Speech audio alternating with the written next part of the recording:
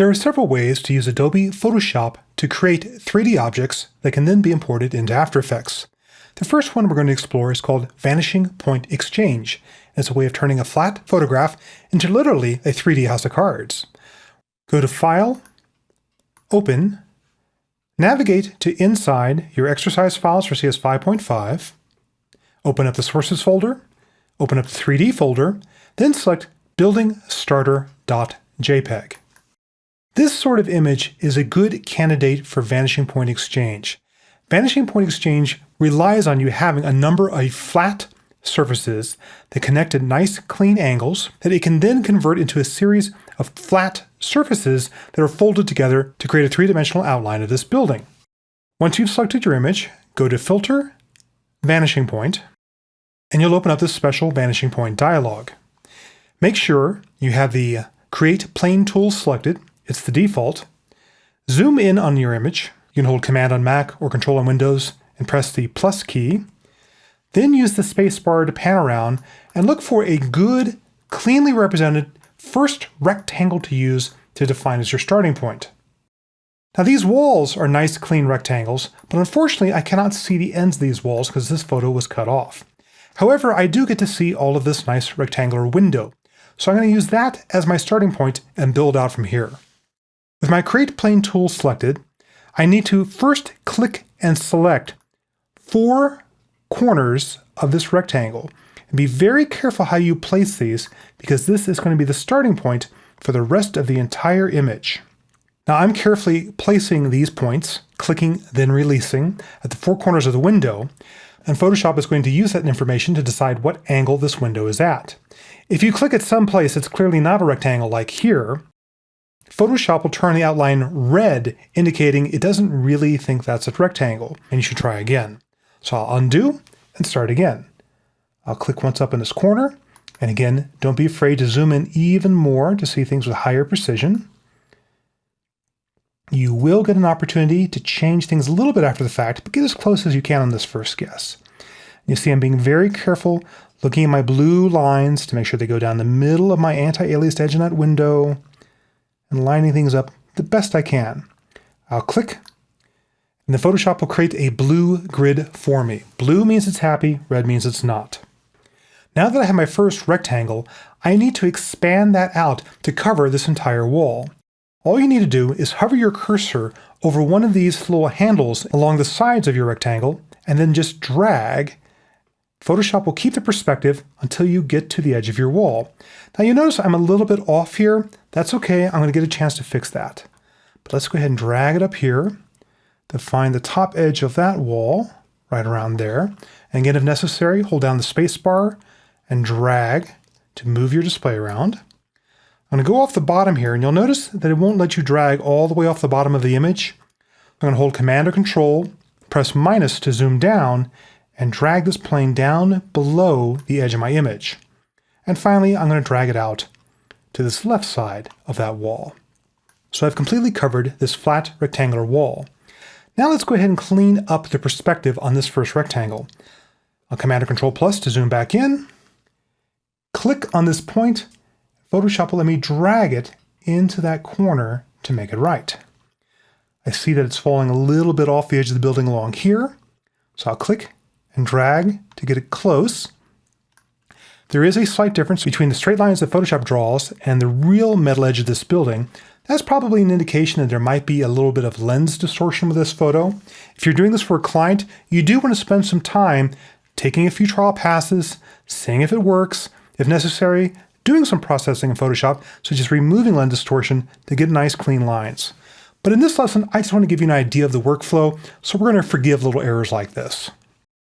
Press spacebar, drag down to the bottom, Command or Control minus to zoom down, and grab this point down here and position it. The other thing I'm going to be looking at is how these blue lines line up with these metal tiles and other details in this image to go ahead and try to create as accurate of a first rectangle as I can.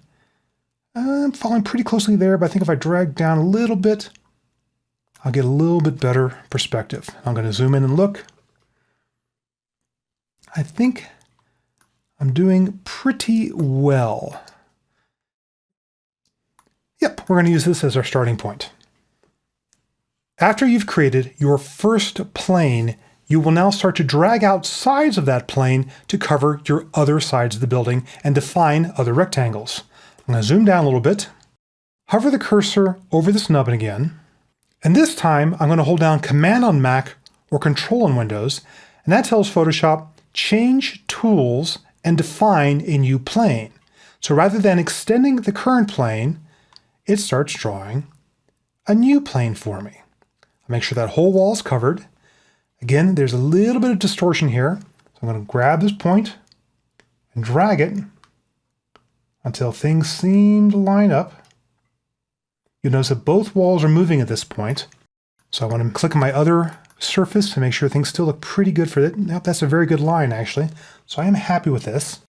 Now that I've got these two walls defined, I can start defining these overhangs.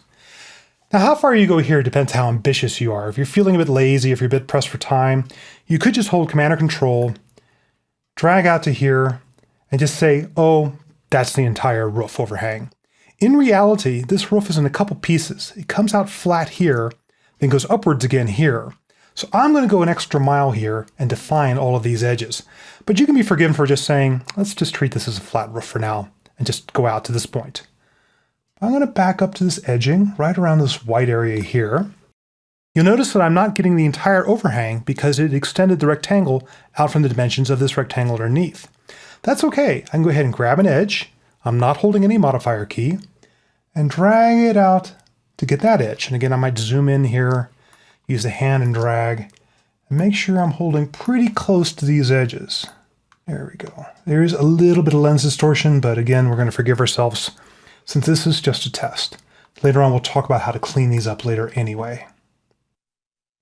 Okay, now if I want to get this upward edge in this overhang, again, Command or Control, drag straight up to make sure I've got it all covered. I'm going to zoom down to look at this from another perspective. And I see that I do have a choice here of whether or not to extend up and capture a bit of the sky or to crop off part of the building. Zoom back in here, pan around. I think I'm going to go ahead and capture as much of this metal as I can for now. I will end up capturing some of the sky accidentally as well. Again, this is a problem with lens distortion and not exactly getting this building right. But I can paint or clone that edge later on, and we'll talk about how to do that. Okay, now that I have that, I'll select this surface, Command or Control, and drag it upward as well, and make sure it joins nicely right up here with my other edge. I'll zoom in again, get as close as I can, because if I don't do this right, my model pieces in After Effects won't line up either. All right, one overhang left. Select it, Command or Control to start a new surface going off at a perpendicular angle. Zoom in to get a better idea of what I'm doing. I need to make sure it joins up with the other line, which it does. And then finally, Command or Control and drag upward to finish that overhang. And again, I'll repeat, you can be forgiven if you just simplify this roof line. I'm just doing this to show you what is possible and to get you thinking about steps for when you're doing a real photo for yourself. Obviously, this building has some interesting details like these beams that make it hard to exactly represent with nice flat planes. It's an imperfect process. You're going to have to make some compromises and make some decisions. Anyway, there's our building with all of our various planes defined for Photoshop to build into a 3D model.